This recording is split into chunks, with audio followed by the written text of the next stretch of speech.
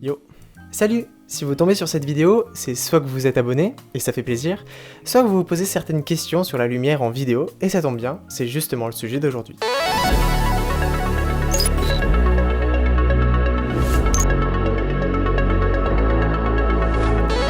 On va commencer par différencier les différents types de lumière, puis on continuera avec la manière de disposer les sources. Au niveau de la texture de lumière, on observe deux principaux genres. La lumière brute et la lumière diffuse. La lumière brute, comme son nom l'indique, est assez dure et marque les contrastes. On a la sensation que la lampe est juste à côté, ou en tout cas dans la même pièce que le sujet. La lumière diffuse, elle, est plus douce.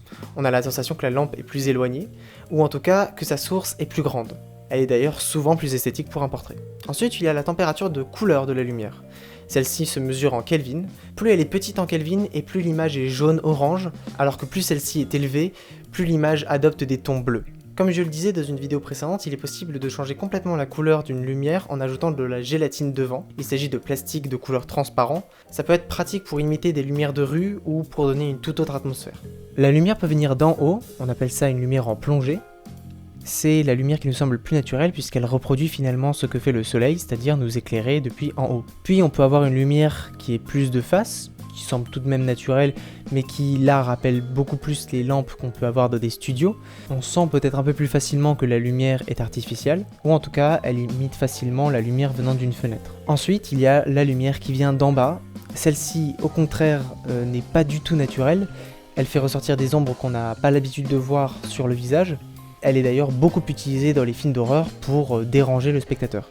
Enfin, il est possible de donner plus ou moins de poids à la lumière. Il existe deux principales méthodes pour alourdir l'atmosphère. On peut mettre un filtre de diffusion qui va un peu étaler la lumière sur la vitre de l'objectif et donner des sortes de halos lumineux très esthétiques. Ou alors, on peut utiliser une machine à fumer qui va venir densifier l'atmosphère du lieu de tournage. C'est assez facile à utiliser, cependant, il faut se faire à l'odeur. Ces techniques donnent des rendus assez originaux qu'on retrouve beaucoup au cinéma. Voilà donc pour les différents types de lumière. On peut passer maintenant à leur disposition pour éclairer un sujet. Il existe une méthode très connue dont tout le monde parle, l'éclairage 3 points. Il est assez important puisqu'il permet de bien comprendre les trois grandes dispositions. Voici comment il s'articule. Dans un premier temps, on place une lumière généralement aux 3/4 face de notre sujet. Évidemment, ça peut être plus de face ou plus de côté, les limites étant la pleine face et le côté. Cette lumière est généralement diffuse pour ne pas être trop agressive. On l'appelle la key light. Lumière clé ou lumière principale en français. Ensuite on ajoute une deuxième lumière, toujours vers la face avant de notre sujet, mais cette fois à l'opposé. On appelle cette lumière la fill light ou lumière de remplissage. Comme son nom l'indique, elle va venir remplir les zones d'ombre créées par la key light. Elle doit être si possible d'intensité moindre que la key light, sinon elle devient la key light. Pareil, vaut mieux qu'elle soit diffuse. Enfin vient la dernière source qui est la backlight. Elle se situe à l'opposé de la key light, derrière le sujet.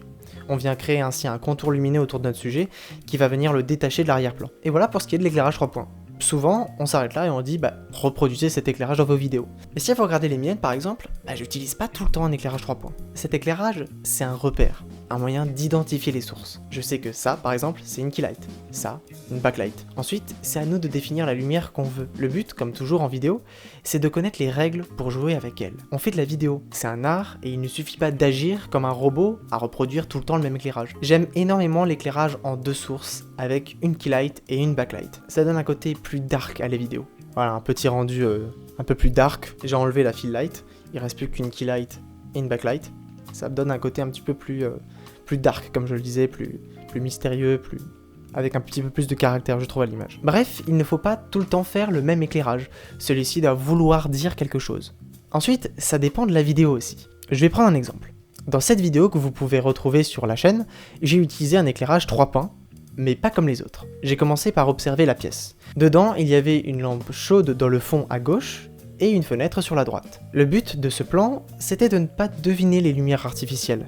Alors j'ai utilisé une softbox pour accentuer la lumière de la fenêtre, c'est devenu ma key light. Puis j'ai accentué la lumière de la lampe avec un panneau LED à 3200 Kelvin environ. C'est ma backlight.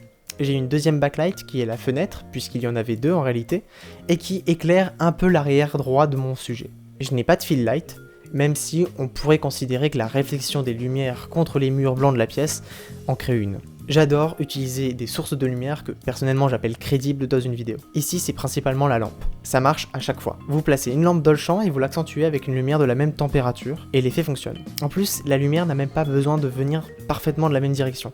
Et si par exemple elle est au fond à gauche, mais mon panneau LED est beaucoup plus sur le côté. Mais l'œil du simple spectateur n'y verra que du feu. Bien sûr, maintenant vous vous en rendez compte, mais au premier visionnage, ça ne choque pas. C'est d'ailleurs exactement le procédé qui est utilisé dans cette vidéo. Là, juste ici, il y a une lumière, mais ce n'est pas elle qui produit le léger contour orangé que j'ai sur mon visage. C'est une lampe que j'ai installée juste ici, vous voyez que si je la bouge, eh bien, il n'y a plus le contour lumineux. Voilà, ça fonctionne plutôt bien et c'est toujours très agréable à regarder, je trouve. Alors voilà, la lumière c'est ce qui va faire votre image. Elle doit être un minimum réfléchie puisque c'est elle qui apporte finalement l'intention de votre vidéo en image. Au début c'est bien de reproduire l'éclairage 3 points, mais une fois qu'on est un petit peu plus expérimenté, il faut pas hésiter à improviser et à jouer avec les règles. J'espère que cette vidéo a répondu à des questions que vous vous posiez en tout cas autour de ce sujet. Sinon l'espace commentaire est fait pour ça, n'hésitez pas, je répondrai avec plaisir. Je vous dis à bientôt pour de prochaines vidéos. Ciao.